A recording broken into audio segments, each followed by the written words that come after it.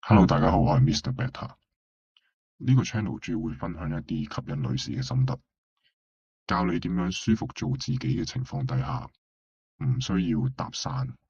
唔需要勉強扮一個好 outgoing 嘅人，亦都可以呈現自己價值，吸引到啱嘅女士。咁今日要分享嘅 topic 咧，就係好多男士都問我，究竟點樣係吸引女士嘅最大要素啦？點樣睇通女士嘅心啦？點樣明白佢哋諗緊啲乜嘢？咁今日會同大家分享嘅。如果你想知道實際上係點樣提升自己啦，點樣令自己個 package 更加吸引，就睇到最後。咁開始之前呢，就介紹下我自己。咁我係專幫內向男士教佢哋點樣吸引女士嘅。頭先都講過啦，點樣唔需要扮到自己係另一個人咁啦，點樣用自己最舒服嘅模式、最舒服嘅性格，吸引到一個長期嘅伴侶。咁我嘅學生會包括一啲專業人士有啦，一般文職都有。佢哋嘅共通點咧，多數係可能你都係內向啦，缺乏自信，好想去提升自己，去吸引更加多嘅女士嘅。咁我亦都係幫超過40位男士約到心儀嘅對象。最快紀錄咧，甚至係 A0入邊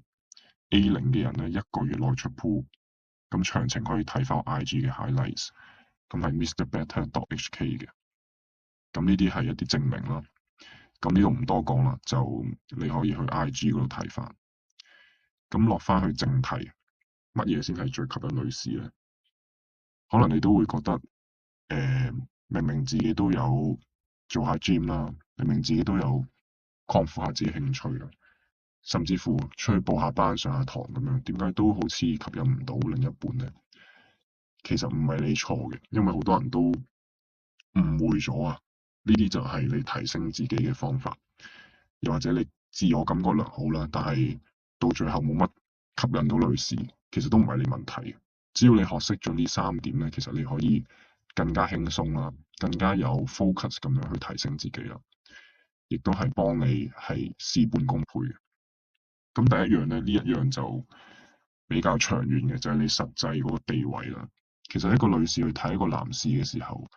通常會 judge 佢咧，就係拜佢嘅社會地位嘅。其實呢個你睇字面都大概會明白，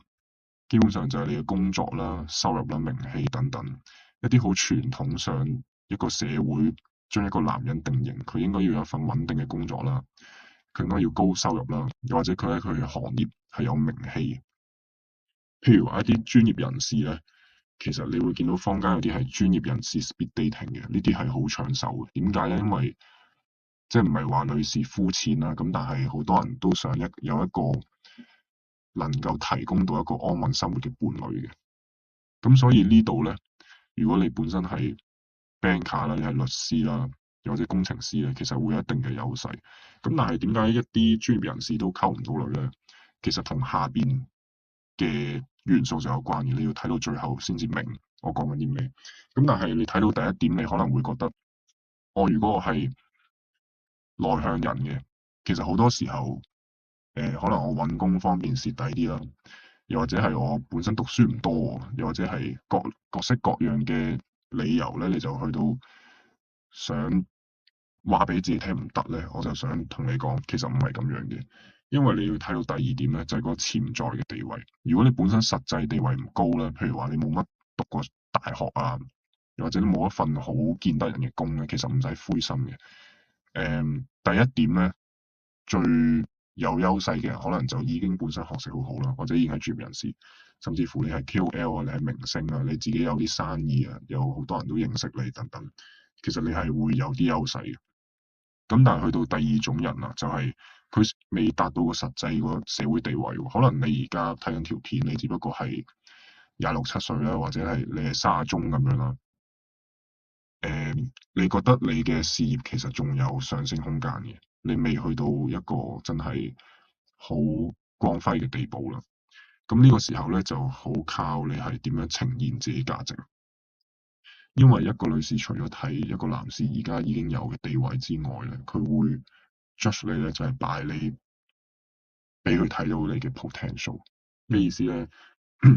譬如話你係假設你係一個專業人士嘅，但係你好懶喎，你隨時都可以俾人炒，咁你覺得佢仲係咪會俾你吸引咧？咁啊當然唔係啦，其實都要睇到你個潛在地位。極端啲講，如果你而家係一個23、24歲啱啱畢業嘅人啦，可能你人工得2萬幾蚊嘅，然之後或者得1萬幾蚊啦，然之後你係你份工係好似冇乜前景嘅，你係得咗喺一啲你唔係好願意做嘅工啦，你仲 explore 緊。但係如果你不斷咁樣去到進修自己，你不斷咁樣掌握新嘅技能，你持續有一個好嘅生活態度、生活習慣，你係對生活有熱情嘅話，其實好多女士都會俾呢種人吸引，因為佢相信你而家廿幾歲啦，可能到你30幾、40幾嘅時候，你已經係進化成為咗一個好強大嘅男人，所以上進心係好緊要。好多人都以為嗰種fuck boy 啦，又或者係問女士借錢嗰種咧，即係好自己好廢啊，又或者係冇乜上進心嘅人，其實都溝到女。我估係有嘅，呢個世界有啲咁嘅人。咁但係絕大部分嘅女士都會意識到啊，其實佢就係一個好懶嘅人啦，或者佢對於呢個社會啊，對於自己責任冇咩承擔咁樣，咁都未必會俾你吸引到嘅。反而一啲你見到個樣篤篤地啦，又或者係份工明明唔係特別好啊，你會諗啊，究竟佢有咩長處嘅人？其實好多時佢都係展現到佢嘅上進心咯。可能佢係靠自律啦，可能佢係靠提升自己啦，可能佢係靠喺對話之中呈現到自己價值咧，而去吸引女士。咁呢啲我都有教我嘅學生嘅，就係就算你而家收入唔係特別高啦，又或者甚至乎你已經係一個專業人士啊，你點樣喺你嘅對話之中，你點樣喺約會之中間接咁呈現到你嘅價值咧？點樣話俾人知，其實你係一個有上進心嘅人，你唔係一個容許自己不斷退步嘅人咧。咁呢啲都係我估內向男士更加要學習嘅，因為外向嘅人比較識得呈現自己啦，而內向嘅人係需要下一定嘅功夫咧，先做到以上嘅要素嘅。咁最後咧，去到情緒價值啦，好多人都話，其實點樣先係提供到一啲情緒價值嘅女士咧？其實當中嘅學說可以好複雜，亦都可以概括咁樣講一講。譬如話，你同女士之間要有共鳴啦，佢同你呻嗰陣咧，你唔係應該俾啲專業意見佢。好多時女士揾你講心事啊，甚至乎同你抱怨嗰陣咧，你只需要岌頭話明佢嘅感受，或者我都理解點解你會咁樣諗，其實就足夠啦。然之後你等佢自己講，一輪嘴咁樣講就夠。同埋另一個要點咧，就係情緒穩定呢一點啊。好多男士咧，其實即係唔係話你要好似一個和尚咁樣唔表露出你任何嘅情緒啦。咁但係好多男士都好容易就發脾氣，又或者係好容易就驚青啊等等。即係呢啲都係顯示到你本身唔夠強大啦，而反映到你嘅價值係冇咁高嘅。咁情緒穩定嚟講，主要係唔好發脾氣啦，唔好成日都抱怨啦，唔好喺度放負啦。因為好多時候女士都會期望你係自己處理到呢啲情緒，而你係唔係特別需要特別去釋出一啲負能量先解決到嘅。咁所以呢一個係好緊要，好多女士都想揾一個咁樣嘅男士，或者遇到一啲突發嘅情況，你要好 chill 咁樣去處理啦。呢個就係點解我成日強調你要由一個內向獨男進化成一個自信嘅超階，就係呢一點啦，就係情緒穩定，就係你好 chill 嘅狀態。咁呢啲都係需要時間去訓練，同埋你經過好多唔同嘅約會，你先掌握到嘅。咁最後就係領導女士嘅能力啦。點解我成日會教啲男士你要 plan 你嘅行程？點解你去 first date 嗰陣你係要諗埋食啲咩啊？嗰個路線點樣走？就因為呢個係其中一個展現你領導能力嘅要素。如果你係一個 P 人啦，其實我自己都係，你唔中意 plan 嘢嘅話咧，其實你要好好學習下，尤其喺頭幾次約會。其實到後期你相處得舒服啲嗰陣，大家其實冇咩所謂。到你進入咗即係真係拍拖嘅階段，係冇咁重要嘅呢樣嘢。咁但係你都係要識得點樣去捏住對方咯。咁呢個都係好緊要。咁其實你做齊晒以上呢幾點啦，無論你係暫時條件麻麻地啦，你要去到展現你上進心啦，你要大概人生有個方向啦，或者你已經係一個專業人士咧，而你係覺得溝唔到女，你覺得溝女好難嘅話，其實可能你就係欠缺咗